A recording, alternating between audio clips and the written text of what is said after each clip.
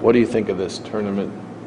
You know, you could be going to Maui or somewhere, but you're going to Kansas City. Well, I elected to go to Kansas City. I thought with and plus the NABC wanted us in Kansas City, and that kind of helps their attendance and their money making ability. I don't know where ticket sales are. Do you guys have any idea? But I like it. You know, we did it a few years ago when we lost to Syracuse. That was part of this tournament, and we'll probably do this one once every 4 or 5 years. Hey, our fans went to Maui last year, and they're going to Atlantis next year. All right, so I mean, and they went to New Orleans last year, so I think they'll be okay. You got to throw in Atlanta Sure. Well, we've already been to Atlanta and did fairly well. I think Washington State has 2 6'11" starters. Yeah, they're big. They're real. Their standing height is real big, but they're all pretty skilled. They can all step away from the basket, and their wings are big, and you know, and they run an offense that's very similar or same offense that Frank ran at K-State, you know, his last couple of years, and so and it gave us some problems, especially over there. So they got a nice team. I know they got beat last night at Pepperdine in their first road test, but they got a nice team, and certainly Royce is playing well for them as well. A little easier to approach the tournament like a business trip when it's just down the road in Kansas City. You know, this tournament doesn't have the same feel as other tournaments because the first 2 games you play in it, nobody knows it's even part of your tournament. I don't even know if our players realize that, but yeah, it'll be. It is just a business trip, but they're all just business trips, but I like playing in Kansas City. I don't know, you know, I think it's an unbelievable venue, and you know, we have a chance to play 3 regular season games there, which I think is the max you can play at a place if they're hosting a regional or sub-regional. So we're excited about that. Where do you feel you are in the process of building this team together? We're a ways away. I mean, I like our guys, but we're not even close of being where we need to be. Our timing is not any good. We don't know where our shots are coming from. Our big guys hadn't figured out how to score with the way that we're playing. It's a pretty. We're ways away, and we don't play very tough yet, Ken.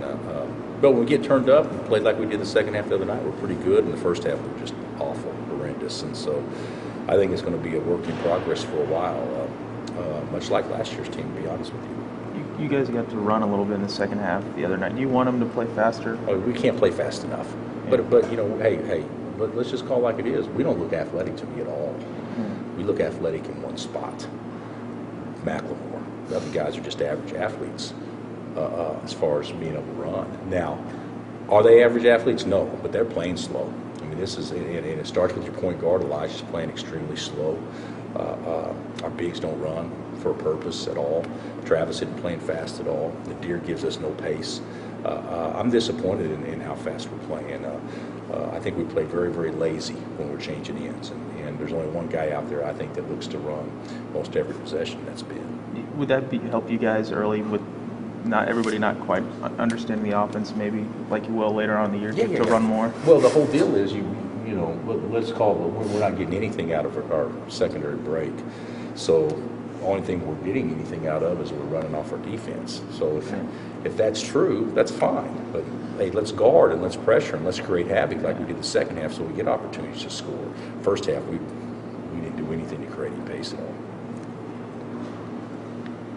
You've already, I think, used 6 guys in the starting lineup. Is that going to change like that a lot evolve?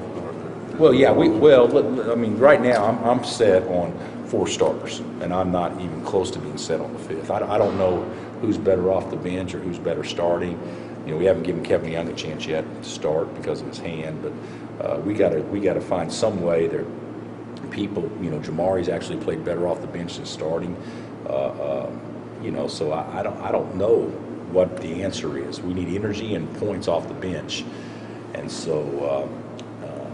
You know, that to me, that's something that we're not getting enough of. But our bench has played for the most part, and most guys have played okay. It's just that when you look up, and this is not a knock to anybody, and your 4 men combined for 8 points and 6 rebounds, and we say they play well, which that's okay. but we're used to getting out of our 4-man 20 points and 12 rebounds every game. You know, if you go back to, you know, whoever's playing the 4 spot with Marcus or Markeith or Thomas in there, and last year with Thomas in there, we're not used to not being able to just throw it to a guy and have him go make a play. This is a totally different group, and we got to develop somebody that can score from that position. Because right now, from a production standpoint, it's Jamari against Michigan State played great. I mean, he played great. He had 6 points and 4 rebounds in 25 minutes. In the past, when guys in that position play great, they got 20 and 10. You know, so with that many minutes, and that's not a knock to him. That's not who he is yet. So we just got to somehow get some production out of that spot. Doesn't that directly correlate how Jeff plays as well, or how they defend Jeff if you're not getting production from the 4? Well, it should make it easier for him.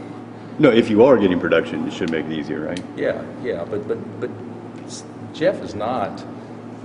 Jeff is never going to be a guy you just throw it to and have him go get 20. That's not who he is. I mean, that's not who he was last year. He's a guy that needs angles and make free throws and get to the free throw line and, you know, get stuff. Like the second half the other day, he was a big factor because he's a factor in the game defensively.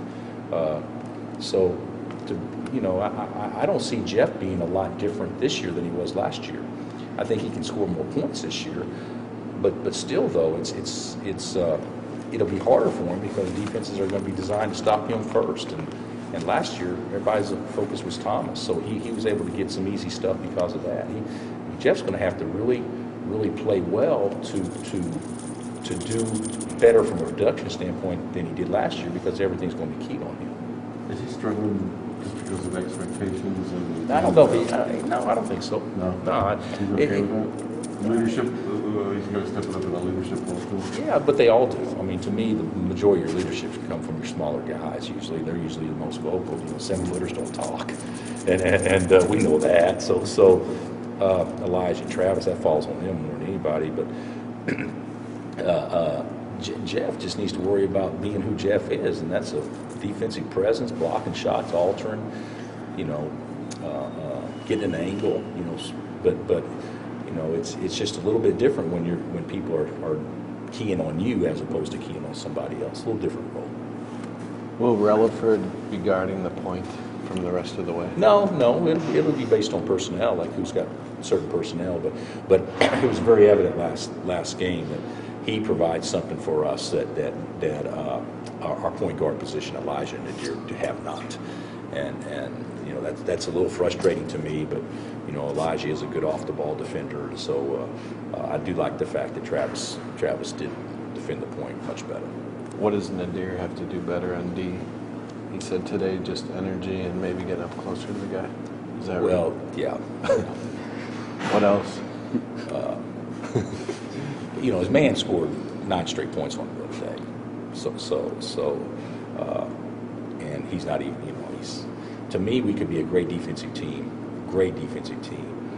eventually, but you can't have guys off the bench that come in. They should be your best defenders coming in because they don't have to score to.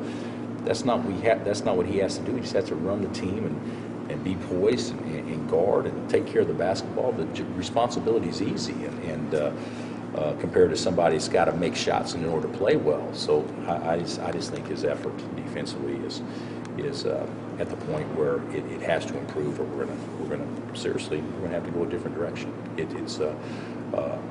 We need him to be a present. We need him, but you know, if you're not making shots and you're not guarding, that's a bad combination.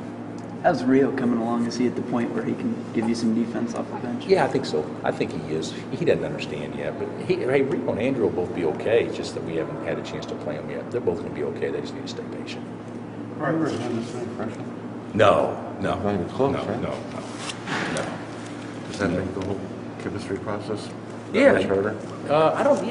You know, it shouldn't be awful because you got some veteran leadership. I just think that, you know, we're not any different than what we were last year. We didn't win pretty last year. Right. There's no difference. The difference is that this team's just not quite as tough yet. But that's the biggest difference. I mean, you can talk about production and points and this and that, but the mindset is that we're not. You know, we had 2 guys last year that were assassins, and we haven't developed those guys yet. That's because they're freshmen, right? Well, I'm talking about it. Well, I'm also talking about your seniors. We don't have an assassin that's a senior. I mean, so now you're banking on freshmen to become your guys. That's not right. Those seniors have to step up and become those players that everybody draws confidence from. Because one thing about Tyshawn, hey, put it all on me. Or Thomas, hey, put it all on me. We don't have anybody like that yet, you know. And now all your commits for 13 are signed. You pretty excited about your class? Yeah, it's a you know, I think it's a great class because I think there's two players in it that nobody's talking about. So it's just about as good as anybody in their position in the country. You know, in Mason and Joel. So everybody talks about Fran Camp, which they should, and Sullivan, which they should, and Green, which they should. But those other two are really good players. So I think it's a really good class, but it's incomplete still. We still got to get another guy or two to make it as good a class as we've had. Any certain position you're looking for? Well, I'd like to get one more big guy. You know, I'd like to get a wing. That'd probably be my two closest. Who will start in the 5th spot? I don't know yet. I'll wait and see how practice goes the next 2 days. So. Do you know, you know Rick Majerus well, or have you? I haven't talked to Rick. I actually looked in my contacts, and I don't have his number anymore. I'm sure you got, I mean, well, which is saddened by the fact that he's not going to be back. I don't think that's it. I think everybody's concerned about his well-being. You know, the word we got, you know, he's lost over 100 pounds. Has he? Because and so he's trying real hard, but you know, he has a bad ticker, and you know, he's waiting and all that stuff, and so I can't imagine that he's not going through some really tough times now.